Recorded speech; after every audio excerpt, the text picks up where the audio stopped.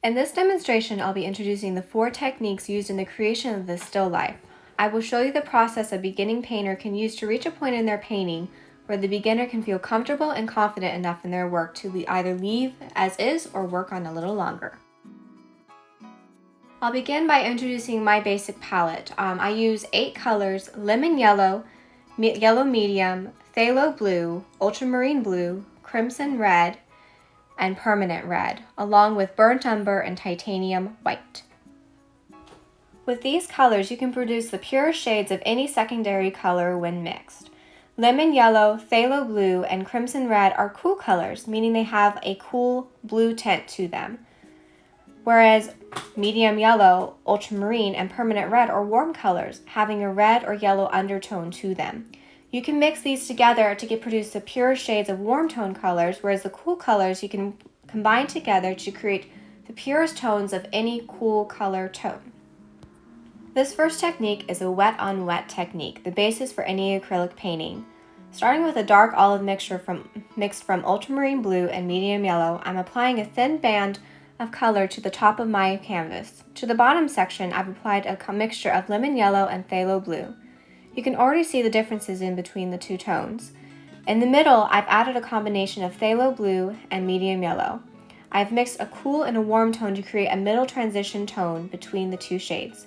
From there, I create a smooth blending transition between the 3 greens. I've also added a streak of white to demonstrate how the technique can pick up the subtle variations in the shades and evenly distribute the pigments. Our second technique is a dry brush method that requires a dry base or background to brush color on or scrub a shade in. Starting with a mixture of permanent red and crimson, I'm just laying down colors on the dark background while adding white tinted reds to the top strokes to give a sense of depth to the petals.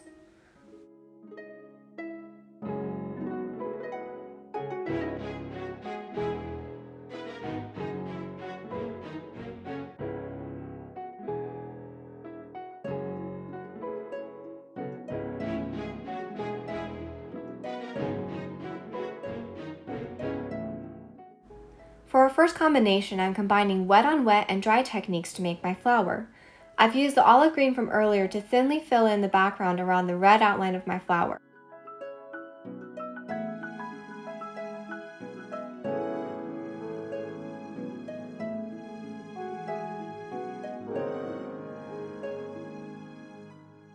From there, I've added a bit of burnt umber to the center and spread it out, adding lighter tones to the petals as I go, alternating between using wet on wet and dry brush techniques.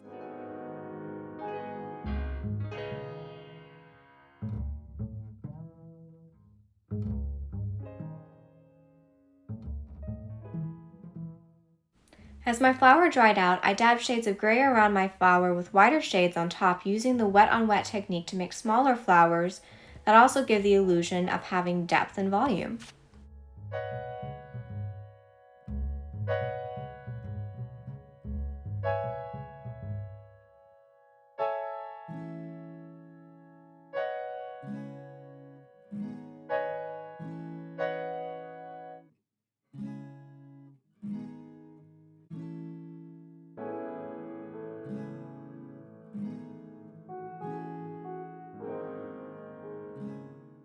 For our second combination, I'll be adding a twist to the dry and wet brush technique by adding a third technique to use later towards the end. So for this, I filled in the third demonstration with ultramarine in the background and crimson tinted with umber on the apple and a yellow umber mixture on the front green apple. Frisk can utilize wet on wet and dry brush techniques to achieve a roundness of form, emphasizing the highlights and the shadows. In here, I'm using various mixtures of red tinted with either ultramarine, umber, or white and yellows to create a rounded form of an apple with various highlights and shadows.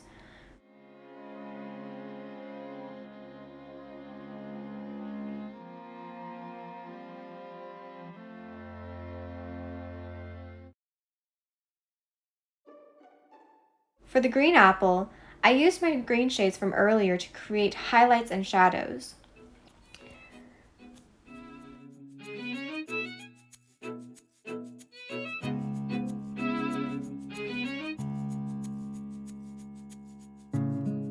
To finish off our second combo demonstration, we'll be adding a glaze as the final layer. This third technique requires a dry background to accomplish.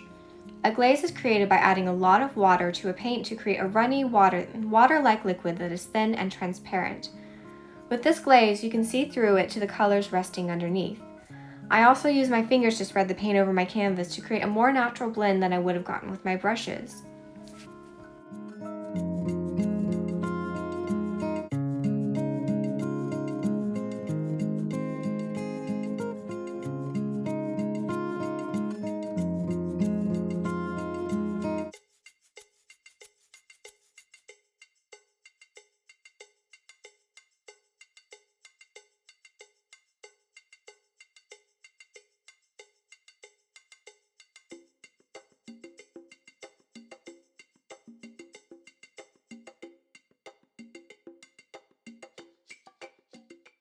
For this demonstration, I'll be applying the glaze technique to our glass bowl and our apple painting.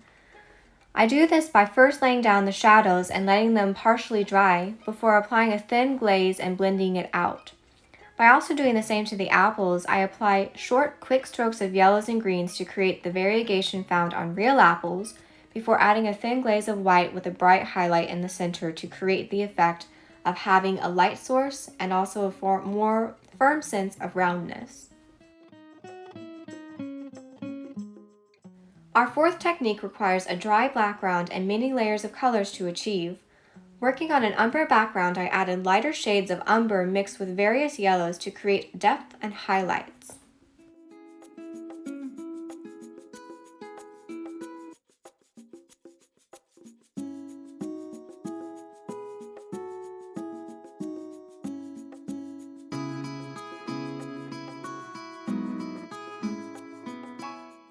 After applying my final highlights, I go in with a thin brush with a nice point and load it with a yellow off-white mixture.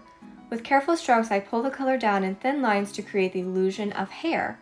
This technique is called pulling because you pull the colors across the canvas, stretching the pigment out until it thins and fades.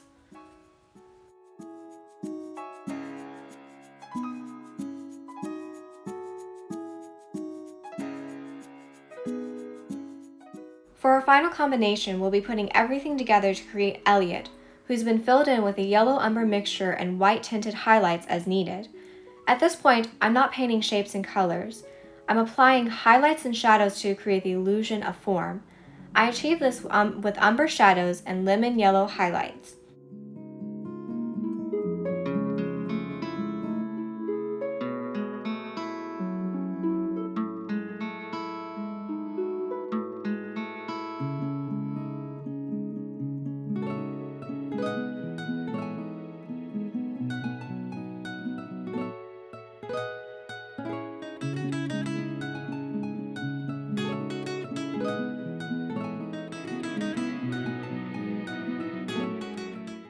While waiting for the base to dry, I painted Elliot's face with a wet-on-wet and glazing method.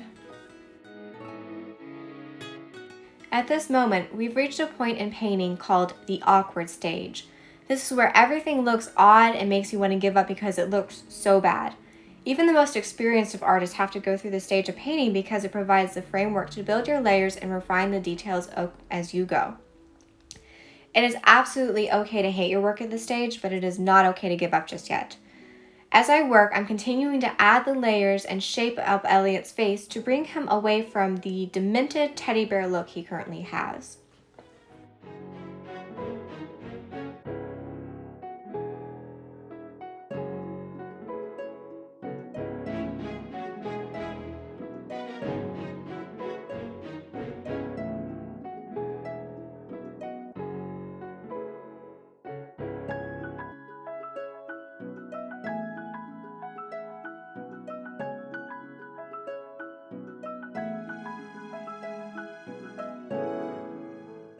As I apply the pulling technique to his fur, I have to paint every direction change in my middle tones of white mixed with yellow and some umber as I build up details with pure white towards the end.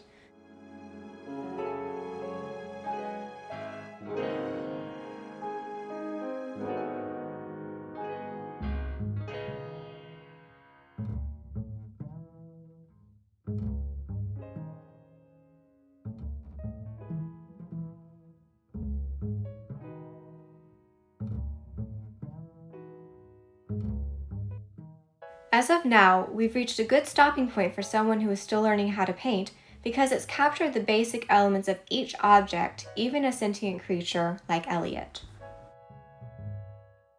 As a beginning painter, your goal should not be to create perfection just yet. That comes with time and experience. And this is a huge misconception that people have about learning to paint. To be able to go in and make a professional masterpiece is an impossible expectation for a beginning painter. The goal for beginners should be to learn the basic techniques and gain experience in applying them to various objects and subject matter. My aim in creating this demonstration is to show you a few steps in the right direction to creating your own masterpieces in your journey to be a better painter. I thank you so much for watching. I hope you've enjoyed this video, and be sure to keep an eye out for more demonstrations to come.